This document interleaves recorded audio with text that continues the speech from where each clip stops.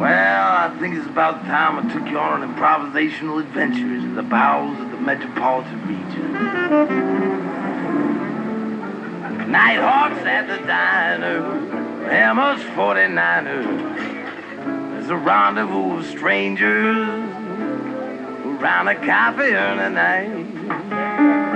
All the gypsy hacks and the insomniacs, now the paper's been read. Now the waitress said, "What do you want?" I just said hello. What more do you want? A new car? Eggs and sausage and a side of toast. Coffee and a roll. Hash browns over easy.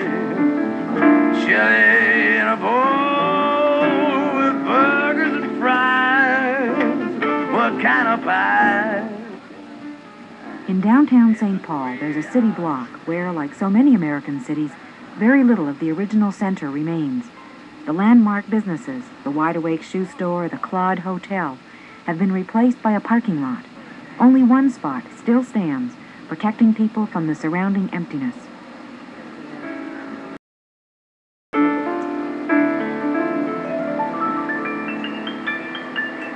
When machines can keep even the most severely handicapped baby alive, who decides when to quit? It was a decision that we decided together. There comes a time when you just can't say, because we don't like what we have, we're going to get rid of it. Who decides when life is worth living? You try to look at, from this child's perspective, would this child be better off dead or alive? Tonight on Frontline, is it ever right to decide a baby may be better off dead?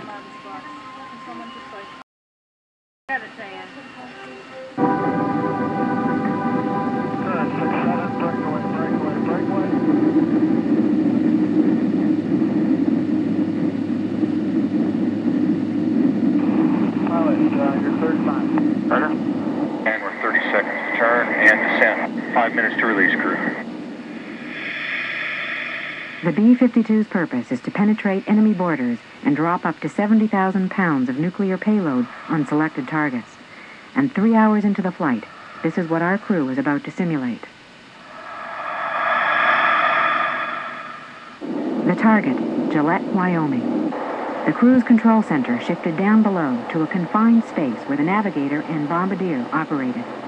The Bombardier ready the payload. 1 nuclear gravity bomb and 2 short-range missiles or SRAMs.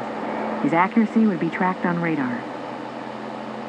The Navigator would guide us for a tense 3 hours over extraordinary low levels, sometimes as low as 300 feet above the ground to hide below enemy radar.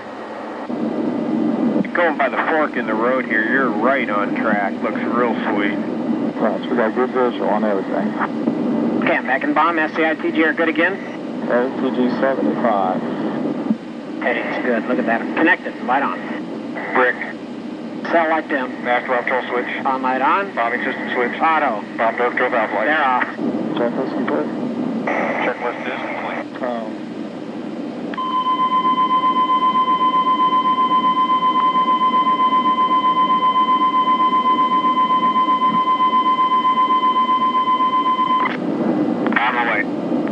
Nice timing.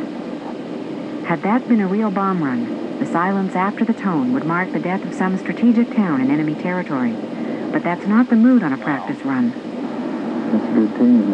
It's good team effort. It's a lot like a basketball team or a baseball team. Come left this a little bit and I'll fly right over this barn in the house. It's sort of your moment. You're there and you're doing it. There's nobody going to help you. And let's face it, there isn't that many other things that you can do that require that much concentration and total effort these days. For Eddie Traylor, this potentially catastrophic exercise is a test of skill. How else to find success at something you hope never to do? Truly, the contradictions in a nuclear exercise create an absurd riddle. Last November, after lengthy negotiations with Soviet state television, we traveled with Nick throughout the Soviet Union.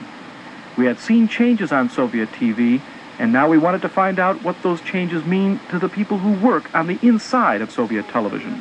Как вы знаете, начинается визит Михаила Сергеевича Горбачева в Соединенные Штаты Америки. What we found was a number of exciting new programs produced by aggressive young professionals who are pushing the limits and sometimes going beyond the limits of a still closed society. It's the story of a culture racing from the 1960s to the 1980s in the course of just a few short years, a trip that hasn't always gone smoothly.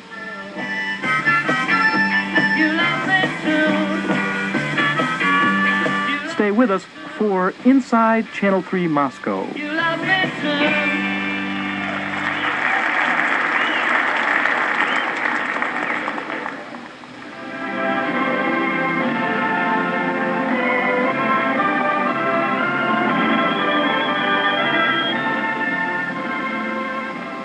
It's been a staple of Soviet television, Vremya, or Time, the nightly news program. Добрый вечер. Здравствуйте, товарищ. Though it too is changing, like all Soviet television, it remains under the strict control of the Soviet state. But even small changes in its approach to the news have deep reverberations. Its influence is staggering. Broadcast across 11 time zones to 200 million Soviet viewers every night of the week. Вступило строительство высоковольтной линии электропередач Могоча-Урюм на севере Читинской области.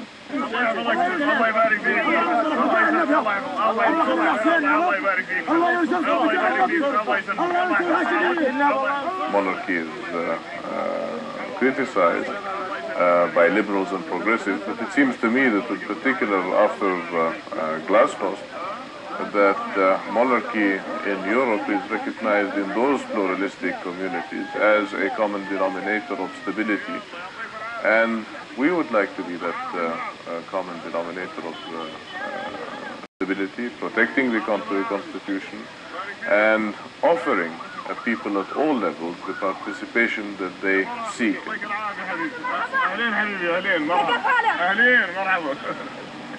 The Hashemites retain their close ties with desert dwellers, some of whom are Bedouins.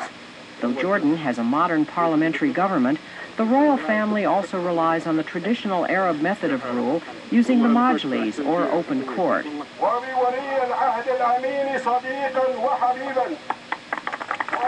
Here, ordinary grievances or political opinions can be addressed directly to the royal family. I think that the egalitarian nature of the Bedouin culture is a value that we should try and retain for as long as possible. As you can see in front of you, the different generations, the different age groups, and yet a very direct approach to open discussion of any issue, however touchy it might be at a certain time, provided they are under the open air parliament, if you will, of the overhead Bedouin tent. So I think that it is this very directness that is so appealing about the egalitarian Bedouin culture. The Hashemites have forged a national identity out of Jordan's disparate ethnic and religious groups, such as the Bedouin tribesmen and a large and sometimes restless Palestinian population. The monarchy has achieved stability in Jordan after surviving the assassination of King Abdullah by Palestinians in 1951 and numerous attempts on King Hussein's life over the years.